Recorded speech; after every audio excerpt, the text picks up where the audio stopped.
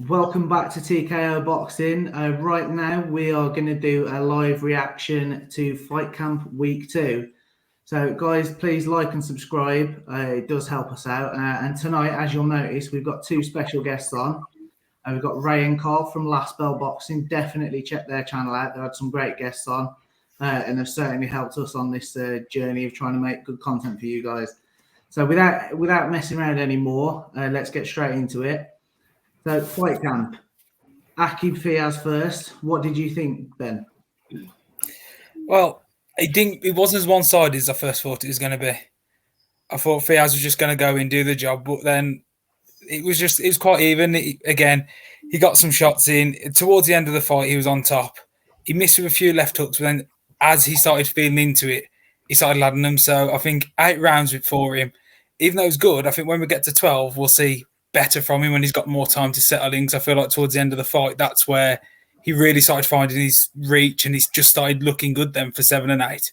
So I think as we get to 12, we'll see a better boxer. Yeah, I think we need to see Jamie Moore and the team. They sort of need to develop his engine because he seemed to sort of die off in the middle rounds, didn't he? He sort of seemed a little bit flat, and he really does need to look to improve there. What have you got anything to add to that? What did you think, Ray? I didn't get to see him. I was out and about, but just in him in general, Jamie Moore's a cracking trainer. Mm. So in terms of developing his engine, I don't think that'll be a problem. He's only had 6 fights, so he should come into his own. It may be that they're just trying to play about to see what his actual fighting weight's going to be for his running their titles. I think he's building up at super feather, so if they drag him down to featherweight, they're probably holding off on that now. And I think we're not boiling him down until we get to titles. Maybe that's where you'll see that he has an engine if they drag him down back to 126. But I wouldn't worry about his camp at all. I wouldn't worry about his camp. He's got a great camp, got great training, he'll have good sparring. He'll have all the right tools. He seems a decent boxer from the fights I've seen previously, because I've been out and about tonight. I've not caught his fight tonight. Yeah. I take Ben's word for it. It'll be a good experience fight if he's gone the distance with this lad. You what? Sorry? Why would you do that? Do what? I'm not sure I'd take Ben word on anything after appearances on Last Bell Boxing. Yeah, he would be bang on for this one. But yeah. I mean, I wouldn't. Yeah, I think that's what it could be personally. I think they'll just as soon as he starts stepping up, they'll drag him down a weight. Yeah, big future ahead. Well, yeah, from what I've seen so far, featherweight, as we know, when it gets to world title levels, a very, very difficult, tricky decision, and he's got a long way to go before he gets there. No, I definitely agree with that. Well, Josh, they're making a lot of noise about him, aren't they? I didn't see the fight tonight, but I know they're making a lot of noise about him and putting a lot of effort around his promotion as well. Mm-hmm. So no, they are. I think that's the thing that sort of not gets me. I mean, I've seen, and he's a good boxer. To be honest, I agree with most things Ray said, and and with Jamie Moore in the camp, he is going to get all the tools and to do the job. I don't know. I just want to see a little bit more from him. I mean, certainly his last couple of fights, he's had phases of the fight where his sort of performance levels have dipped off, and when they're doing these 6 and 8 rounders, I just feel like with the effort, like you say, with the promotion and everything, I feel like he should be winning a bit more comfortably than he is. So I mean, we'll see. Time will tell. Sorry, Josh. I wonder if it's a case of he'll get better as he goes up the levels, though. Yeah, there is that, isn't there? I suppose you do get fighters respond to the challenge. So I hope he does, because, I mean, like I say, with everything you hear about him, he does seem to be a talent and one for the future. So next, we had women's boxing. We had Ebanie Bridges versus Beck Connolly. Now, I'm not the biggest fan of Ebanie Bridges. I'm going to have to just put it out there sort of straight away. She seems a bit attention-seeking to me, and if I'm being brutally honest, tonight... Don't hold back, mate. No, I'm not going to hold back. She does seem a little bit attention-seeking, and from the bits I've seen so far... To be fair, she's only got where she's got because of that attention-seeking, or is it good promotional work? I'll let you make your mind up. See, I'll be honest, for me, I mean, me and Ben were watching this fight, and I will give it to you in a second, Ben. and we were talking, and for me, it's, you know, you've got the likes of Natasha Jonas, Katie Taylor, Terry Harper. They're making such leaps and bounds with women's boxing to the point where you're not differentiating anymore. It's just boxing, which for me is where the sport needs to go. And then you've got her turning up to bloody weigh-ins in lingerie and stuff. I just think, you know, I don't think it's what the sport needs. I think it knocks it back myself. But I do also get, you know, it gets people talking, doesn't it? And obviously it gets people watching her fights. So, I mean, purely on the fight, I'll give it over to you, Ben, first. What did you think? I think she went in, she did the job, but for me, she's such a middle level boxer. She's not world level, but because women's boxing doesn't have that depth yet, there's not many at her class. So, like, she made easy work of it like she should have. But if she steps up again, look what happened against Shannon Courtney. She pulled her apart. I don't think she was ever really in that fight. And that just looked like one step too far, but this was too easy for her. So I don't know where her middle ground is to move forward, because she did do a good job tonight, but you expect her to do a good job against someone who's got a record like that. And like Ellie Scottney, she beat her in a second professional fight. I think that's the only stat you needed to read to know where the fight's going to be going. And like, I don't know, I'm also not a fan. I don't think she's the best in the ring either. Well, it makes a bit of a mockery, don't it? The fight camp slogan. Isn't it something like "No such thing as an easy fight" or something? The slogan they use for fight camp. Yeah. Well, yeah. No, me personally, apart from the main event, you predicted all the winners in this tonight before it even happened. I don't think there was any fights where you didn't know who was going to win it before they came out.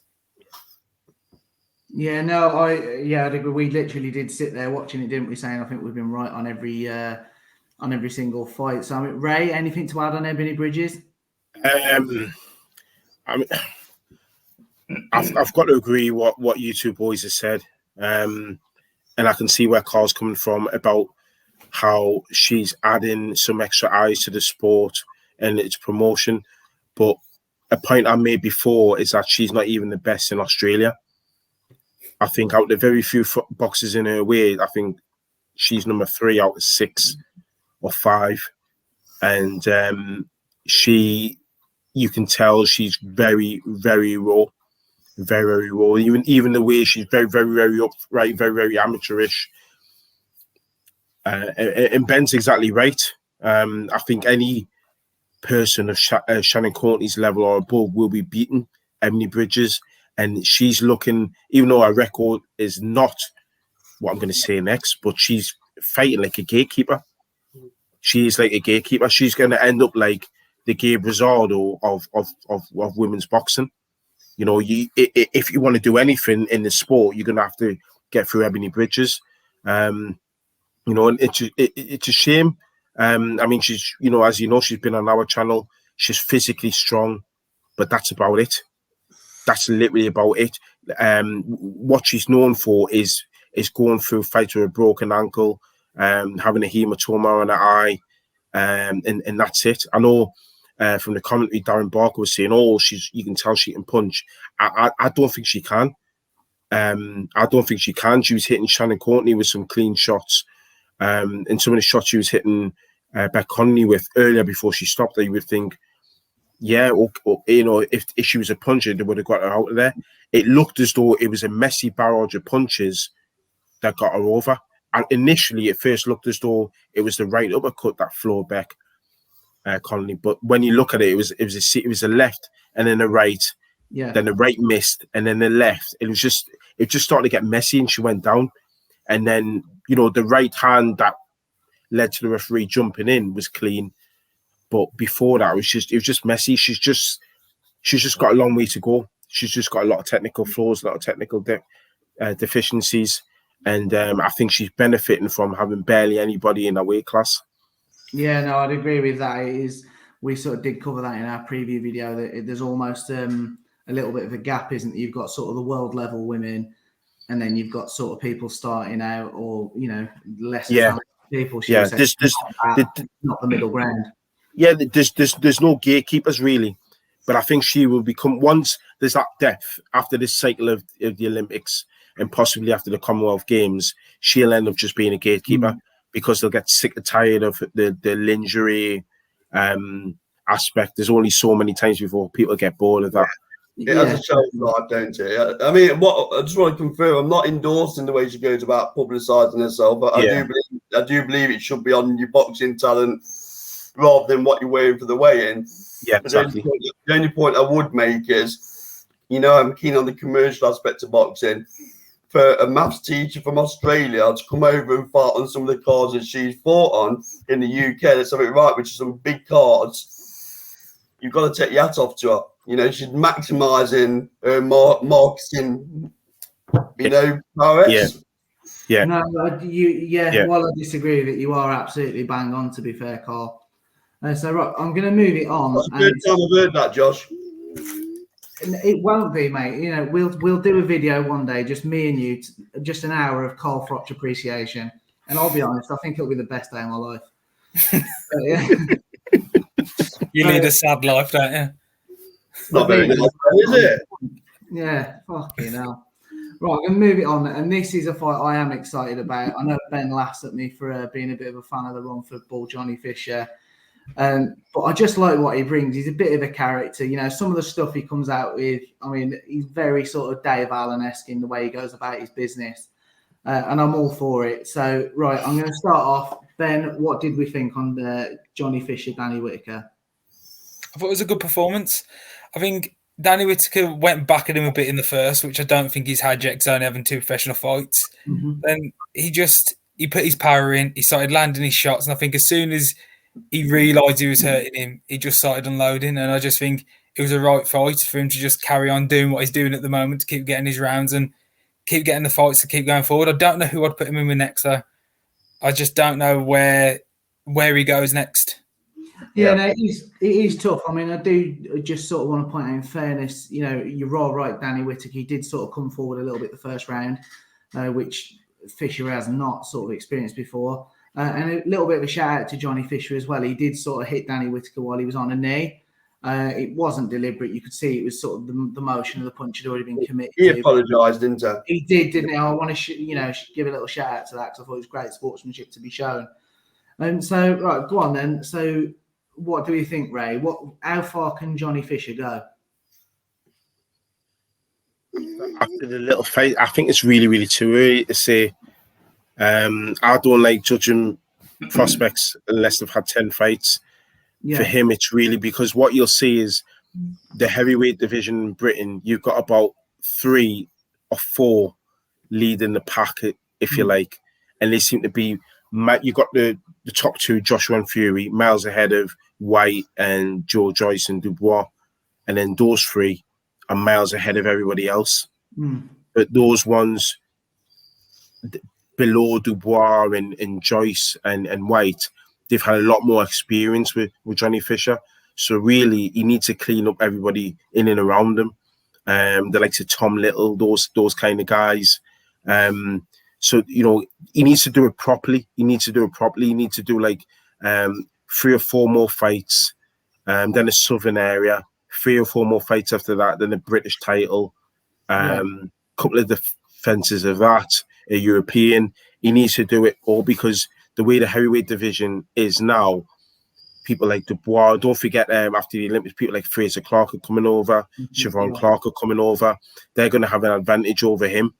So he'll be better off just basically thinking my next 2 or 3 years are just going to be fighting against journeyman gatekeepers, and then I'm ready for, after a Southern area or an English title, I'm ready for a British. He needs to do it that way. He shouldn't be thinking of getting in names now. That's a huge mistake to make for him.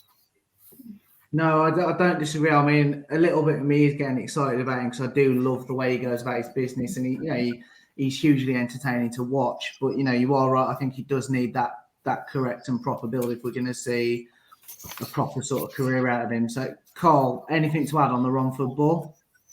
Well, he's a good ticket seller, isn't he? So my concern would be that Eddie Hearn's going to rush him through these levels, a bit like our friend Ritson, where he'll, because he's going to sell a stadium. Well, not a stadium, but he'll sell arenas out quite easily. It could be a danger that he pushes him a bit too quickly. That's the only thing I'd like to add. No, I agree. That is the worry. He has sort of done that. I mean, Dave Allen, I mentioned him earlier. He did sort of get used, really as a bit of a punching bag to bigger names, didn't he? So I hope that doesn't happen. I really don't. I mean, next we had a bit of a treat. It was like an old-fashioned barroom brawl at times, wasn't it? We had Alen Babic and Mark Bennett. I mean, I thought it was a great fight, to be honest, and I've got to give an absolute mention to Mark Bennett's chin, because the amount of shots he took, like, clean on the jaw, I mean, fair play to him. So, Ben, give me a breakdown on it. Well, I don't think Babic expected. Well, he said himself he did not expect that from it. I think, but the way he fights, the way he just goes and he marches them down and he swings.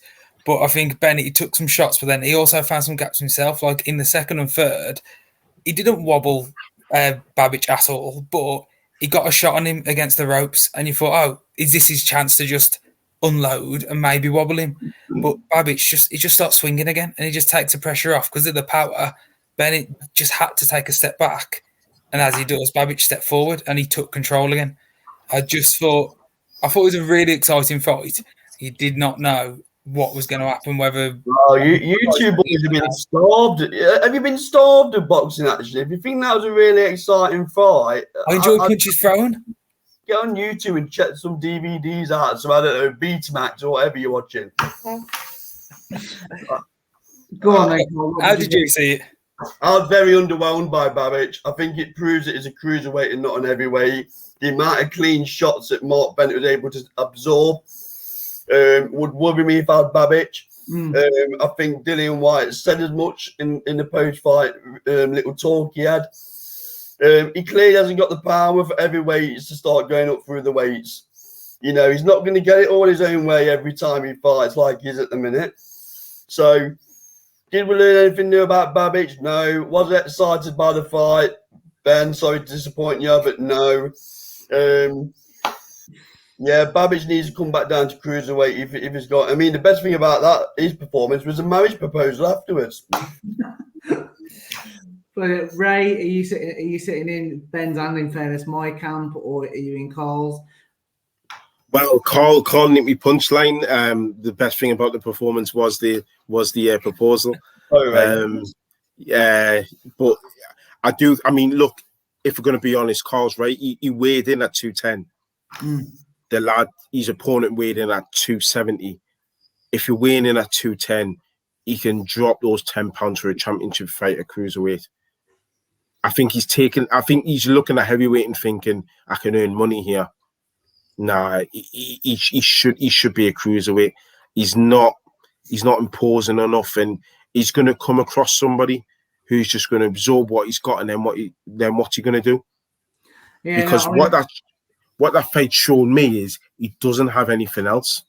It's a whirlwind, and if you can stabilize yourself in that world, if you're comfortable in his whirlwind with his pace, and you can absorb his power, you'll beat him easily. You'll break his heart. I don't think he comes with any other plan. I don't think he does. He got the job done, yes, of course, but he's fighting at the wrong weight for me. And I think against anyone half decent at heavyweight, he's getting beat quite badly. He's getting exposed. Even a David Price would knock him out. That's actually a fight. In our preview video of this, I sort of said that as much as I. Yeah, we saw it. Yeah, we saw it. Yeah. I worry about it. No, it's. I worry about him when he gets to the likes of a David Price. I just think I agree with what you're saying. He is, he's a cruiserweight, and I do get why he's getting a fair bit of promotion and attention because his style will sell tickets. But I do agree with you. He's got to move down to cruiserweight longer term because I don't know why he keeps calling Ergovic. I don't know why he keeps calling Ergovic out, Josh, because Ergovic is just too big. Yeah, no, Ergovic would destroy him, I think. Yeah, Ergovic makes mincemeat out of him. No, so I mean, who do we think is? I mean, because clearly he's going to stay at heavyweight until he gets sort of put in his place. So what do you mean with another dreadful fighter, Fabio Wardley? Oof. Ray, would you agree sticking in with Wardley? Gorman. Well, yeah, so it makes sense. it makes sense. The both of a similar physical stature. Wardley's, no doubt we'll go on and talk about him, but Wardley's equally as frustrating and equally as overhyped in my opinion. But I would like to see Babic probably. I mean, him and after a couple of fights, him and someone like Tommy McCarthy would be a good fight because it gives up because he's up against a boxer where he would have to learn skills like cutting off the ring, how to negate a jab, how to slip a jab, how to bring some finesse rather than volume punching, how to disguise his shots rather than telegraph them, how to move his head accordingly. He's not doing all those things for me at the moment. Even now, just thinking about it, Richard Riakpo would absolutely destroy him. Never mind Lawrence Okoli. So these are kids at cruiserweight at British level. Well, okay, Lawrence Okoli's a world champion. So there's people at British European level at cruiserweight who would beat him hands down.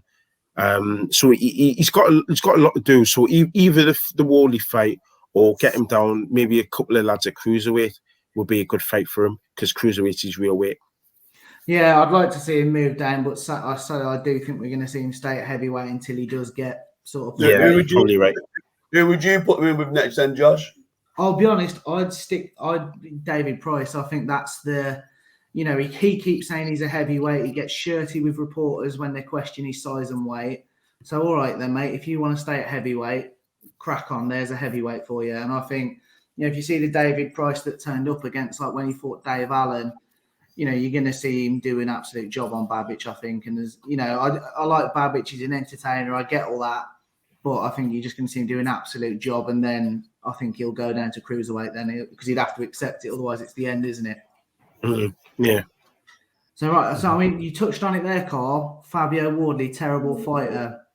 He did get a bit of a good win tonight, in fairness, against Nick Webb. I know people have their opinions on Nick Webb, but what did we think? Well, I might be a bit harsh with Fabio Wardley in terms of terrible, but he just frustrates me. He don't come across the most humble of guys, does he? No. I mean, he's not done nothing yet. I'm sure he don't care what I think, but I'll give me an opinion anyway. So, what happened to Nick Webb tonight? So he started off first couple of minutes quite well. I thought Nick Webb would give a better account of himself tonight, and he did. He clearly, his heart's not in it anymore for me, because he was like switching, clicking a switch. He just went into survival mode. Did the ref stepping a bit earlier, possibly, but it looked like his heart had gone to me. So, again, same question: did we learn anything new about Wardley? No. He looked.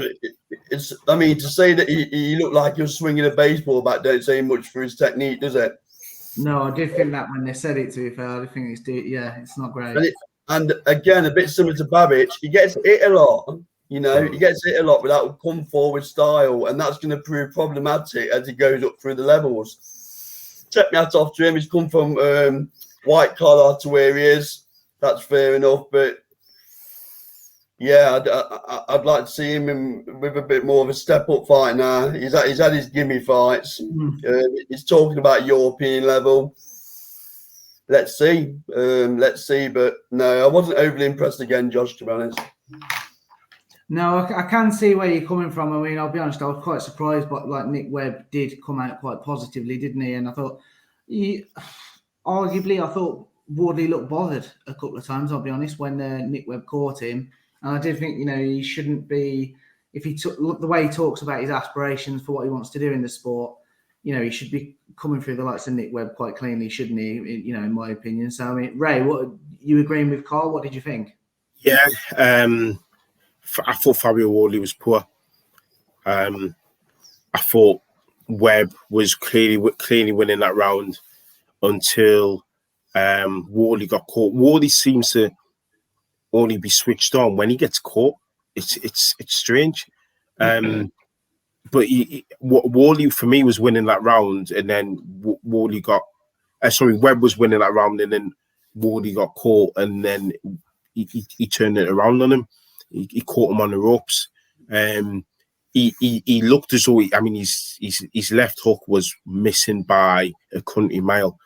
You could have parked a jumbo jet in the distance between him and Webb for that left hook. It was quite off, but he finished him well. You've got to give it to him. He finished him well, and I think it was right, the stoppage. I think it was right, because Webb looked as though he was cowering, and when a fighter does that, they don't want to be in that ring. You've got to stop the fight. That's a body language. Ray, would you have given him a standing 8 when his legs dipped? Yeah, I probably would have done. Yeah. Especially, I suppose it's easier in hindsight, but I would have done then. Yeah. But it's a difficult one for Fabio Wardley, because I think it's very similar to the Molina fight. What I learned was he's very lazy, and he only seems to be switched on when he's hurt. Again, Molina was giving him all sorts of trouble. Molina hurt him, and then Wardley came to life. So those two fights are quite similar, and I haven't really learned anything from them. So he probably needs to step up again. Carl's right. You've got to give him some credit for coming from the back when he has done. But when I'm looking at it holistically, I don't think this is a kid that's going to go far. No, I can see where you're coming from. I mean, Ben, what do you think on him? I know you're a little bit more positive about him. I think I'm more positive because I want more to come through the same route. I think it just makes it a bit more exciting if you haven't got everyone coming from the amateur, where a lot of them, they fought before amateur. This is someone different. Nobody's used to him. And it's like, I just want to... I agree. I can only echo what they've said about the fight itself. Yeah. But I think about where it's come from. I want him to hopefully inspire more to come from that way. I think it just opens up boxing more, opens up better doors for boxing, and more chances for people later in life to join. Because I think that's the best thing about him, is where he's come from. But I wanted it to go further, the fight. I want to see more from him. I wanted him to dig deeper, because I think he's got to have the step up, because when you see a fighter do the same thing every fight, you want more from them. You want a test. And if they have to come out of a hard battle, which they're close to losing, they win the fight, that's what you want. You want them to dig as deep as they can and show heart in it. And because he hasn't been tested, he's not showing anything we haven't seen. Yeah, no, I think you're right there. I mean, who would you put him in with next, Ben? Obviously, I think we're all unanimous he needs that step up and challenge. Who's going to give it him? Gorman. Gorman before, yeah. See, I would say Babic, and to an extent get one of them out of the way. But both being under White, that fight's never going to happen. So honestly, I think that Gorman's the best bet. See how he comes out of it, because Gorman fought Dubron. You can gauge where he's at, can't you? Or even Dubron, just see if he gets knocked out. No, yeah, I mean that'd be an interesting fight. I do think Dubois would come out on top, but no, it'd be an interesting fight. So I mean, I think that moves us on nicely to the main event. Now, there's been quite a lot of talk on social media this week about this not being the best fight card, and it's been slagged off. I mean, I can see sort of where people are coming from, but at the same time, I think we're in a transitional period, and boxing needs more stars. Have we seen a star born tonight, if you like, with Kid Galahad beating Jazza Dickens? I'll go to you first, Ray. What do you think on the main event? Have we got a new star?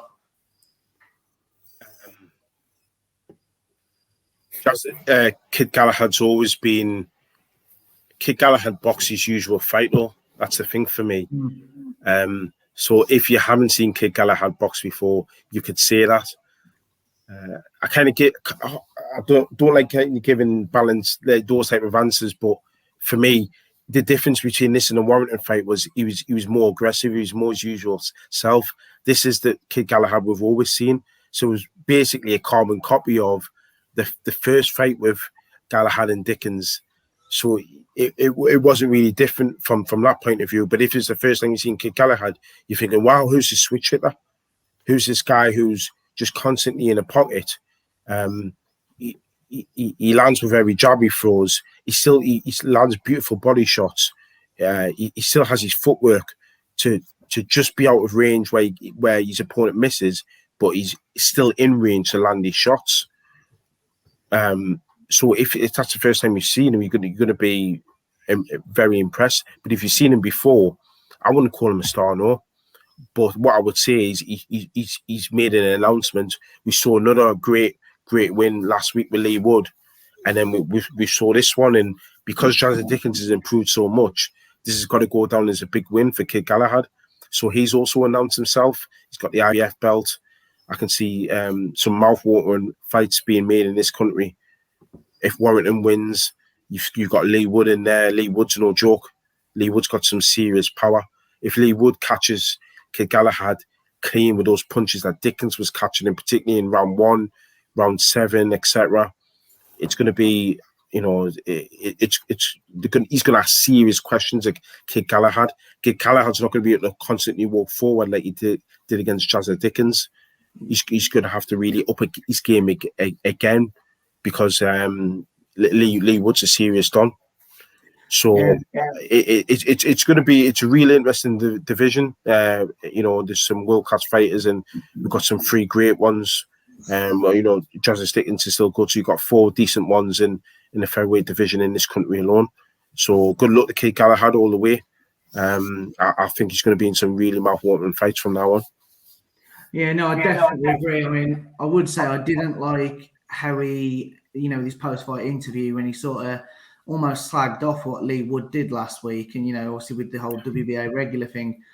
I'd go on record as saying, like, again, no one's listening to me, but it's worth saying Lee Wood can't be blamed for fighting for a regular title. Leo Santa Cruz hasn't fought since I think February 19, and that's just it's governing body politics that wasn't a super title. And I know there has been sort of moves made this week to sort of elevate Lee Wood. And I think he should be elevated because, people are talking about Kanji was, number 1 in the division since obviously Warrington's lost. And Lee Wood did an absolute job on him. So, I'd actually love to see Galahad Lee Wood for the same reason. Can you say that last bit again? Lee Wood did an absolute what? I actually predicted Lee Wood. While we're on that topic. I've not seen it. What happened? Lee Wood won, Carl, believe it or not.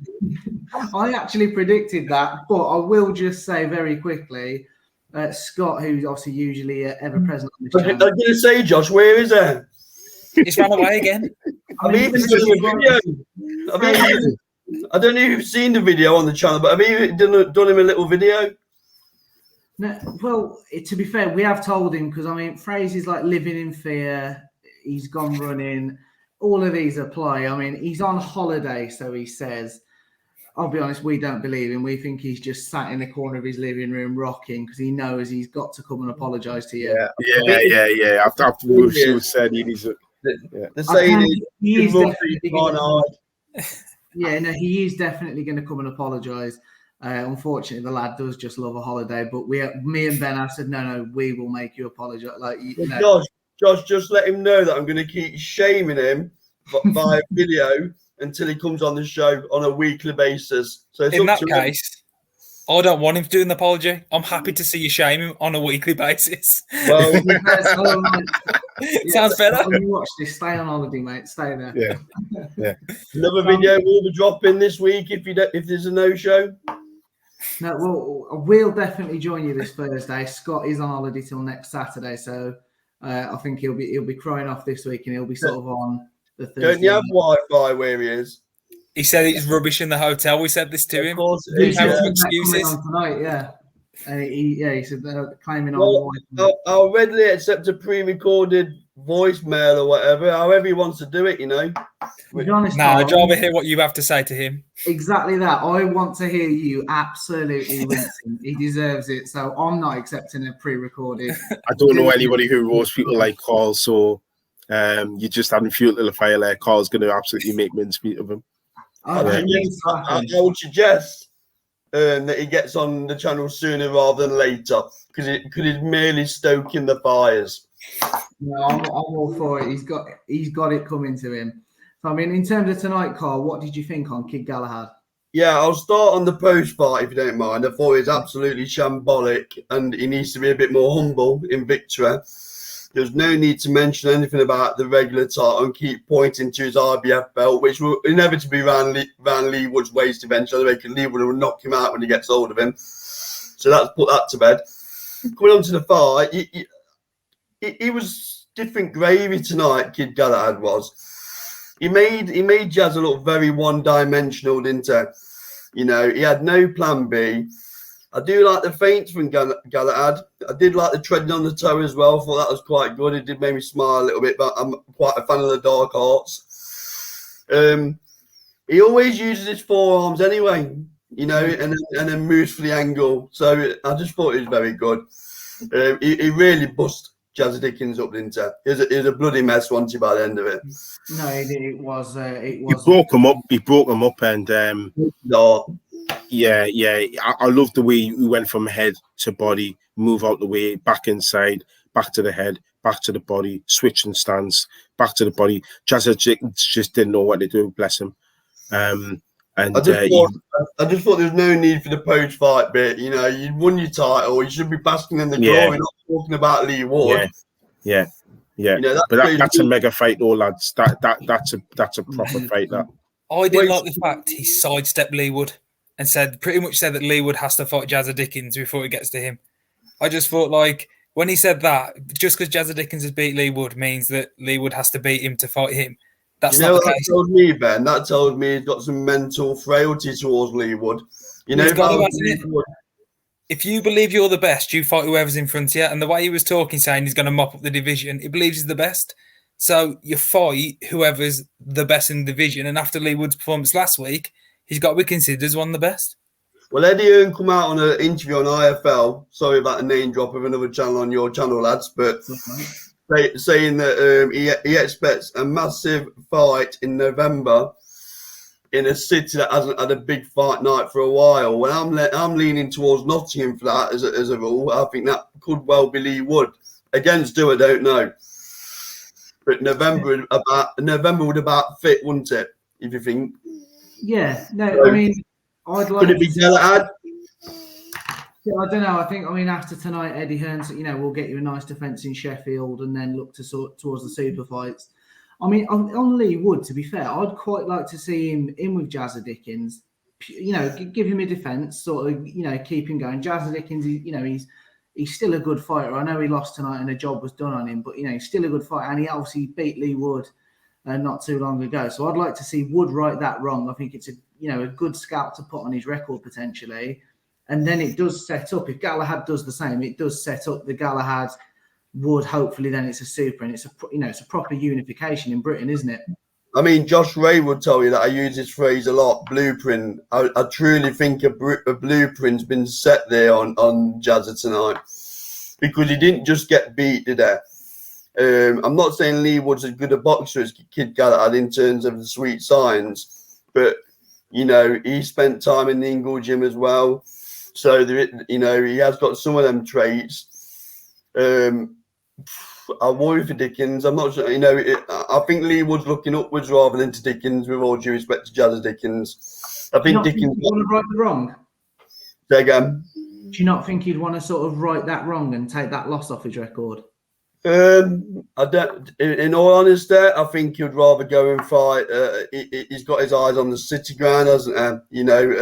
Does Jazza versus Wood warrant the city ground fight? Probably not. So I'm not so sure I'd be that bothered about righting that wrong. Not yet, anyway. Not yet. I think he'll make hay while the sun shines, if that makes sense. Remember, Lee Wood's the oldest out of this group by a couple of years. I think he's 33 now. I think he's not wanting to get into camps for the sake of it. I think he's wanting to get into a long camp because it's either a unification fight or it's a defense of his world title fight that brings him a lot of money. Jazza Dickens. You got to remember, Josh, he come up the hard way. He's done his 9 yards, He's done his leisure centre all the way through to small or to arenas, and I think he deserves some of them big fights now. No one gave him. I think he's looking at the money, and I don't think Jazza's going to bring that money. So I mean, what we are seeing, lads, if he's 23, 24, fair enough, but he hasn't got time to be going back and righting wrongs and going back and doing that. I just think he just wants to crack on, because you got to remember, lads, no one's mentioned it, but he could be forced to fight Zucan again. Yeah. You know, friend of the show, Ray. Friend of the show, Roberto Diaz. Exactly. So if you fight Zucan again, then you won't have time really to do Jared Dickens again because you beat Zucan again.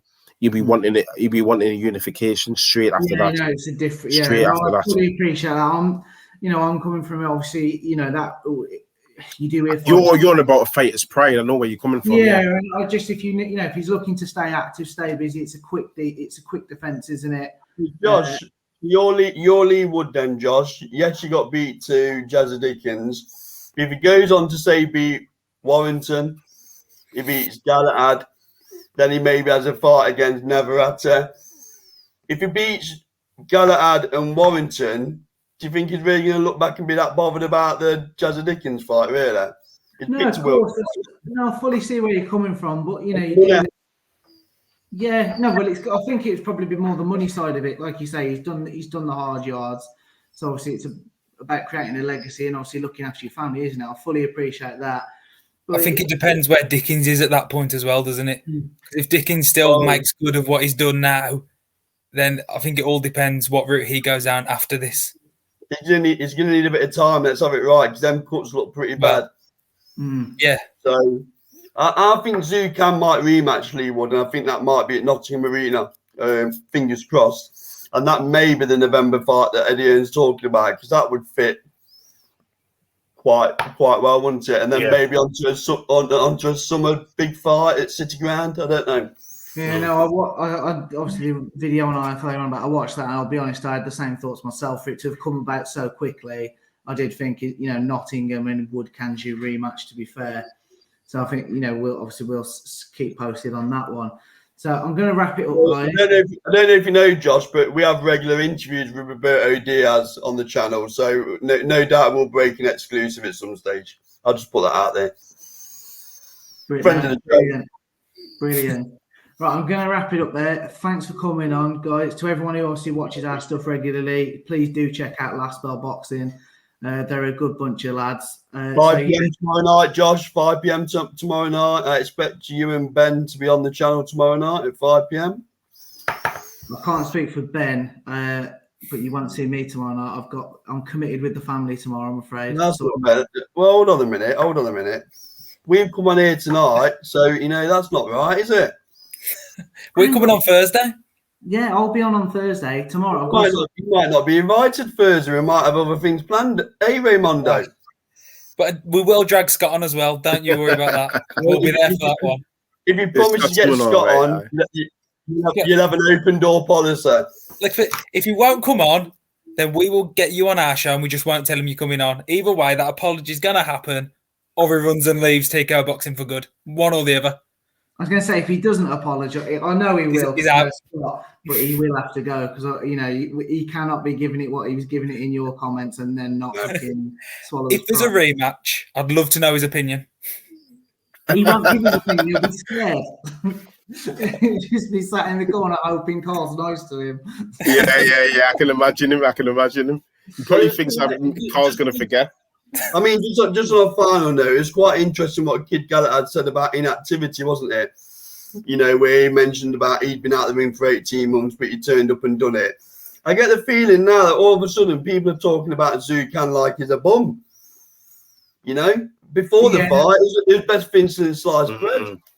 We mentioned that briefly on our review of it, and exactly. Everyone was sort of giving Lee Wood no hope in the fight build-up, and then because Lee Wood did such a job on him, to be fair, it was almost as if, forget Kanja. No, it's out of order. That is, I think people need to remember and be praising up the accomplishment that Wood actually achieved. That was, you talk about British shocks. I think I really do think that's right up there because although I tipped him to win it a little bit, me was, are you being optimistic because you obviously want to back the Brit?